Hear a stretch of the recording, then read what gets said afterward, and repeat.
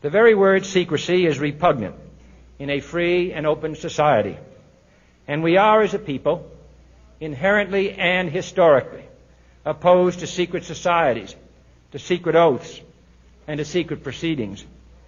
We decided long ago that the dangers of excessive and unwarranted concealment of pertinent facts far outweighed the dangers which are cited to justify it. Even today, there is little value in opposing the threat of a closed society by imitating its arbitrary restrictions. Even today, there is little value in ensuring the survival of our nation if our traditions do not survive with it. And there is very grave danger that an announced need for increased security will be seized upon by those anxious to expand its meaning to the very limits of official censorship and concealment. That I do not intend to permit to the extent that it's in my control. And no official of my administration, whether his rank is high or low, civilian or military, should interpret my words here tonight as an excuse to censor the news, to stifle dissent, to cover up our mistakes, or to withhold from the press and the public the facts they deserve to know. For we are opposed around the world by a monolithic and ruthless conspiracy that relies primarily on covert means for expanding its sphere of influence, on infiltration instead of invasion, on subversion instead of elections, on intimidation instead of free choice, on guerrillas by night instead of armies by day.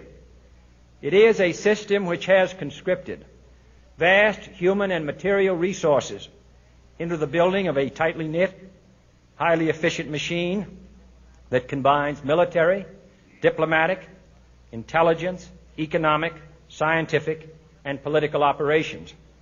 Its preparations are concealed, not published. Its mistakes are buried, not headlined.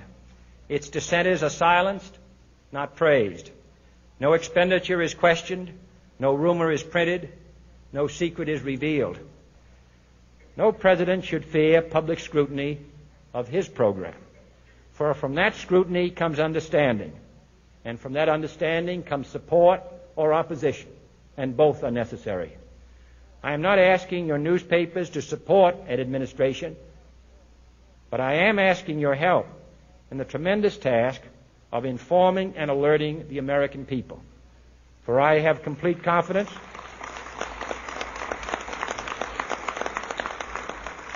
in the response and dedication of our citizens whenever they are fully informed. I not only could not stifle controversy among your readers, I welcome it. This administration intends to be candid about its errors. For as a wise man once said, an error doesn't become a mistake until you refuse to correct it. We intend to accept full responsibility for our errors, and we expect you to point them out when we miss them. Without debate, without criticism, no administration and no country can succeed, and no republic can survive. That is why the Athenian lawmaker Solon decreed it a crime for any citizen to shrink from controversy. And that is why our press was protected by the First Amendment, the only business in America specifically protected by the Constitution, not primarily to amuse and entertain, not to emphasize the trivial and the sentimental, not to simply give the public what it wants, but to inform, to arouse, to reflect, to state our dangers and our opportunities, to indicate our crises and our choices, to lead, mold, educate, and sometimes even anger public opinion. This means greater coverage and analysis of international news, for it is no longer far away and foreign, but close at hand and local. It means greater attention to improved understanding of the news, as well as improved transmission. And it means, finally, that government at all levels must meet its obligation to provide you with the fullest possible information outside the narrowest limits of national security. And so it is to the printing press, to the recorder of man's deeds, the keeper of his conscience, the courier of his news, that we look for strength and assistance, confident that with your help, man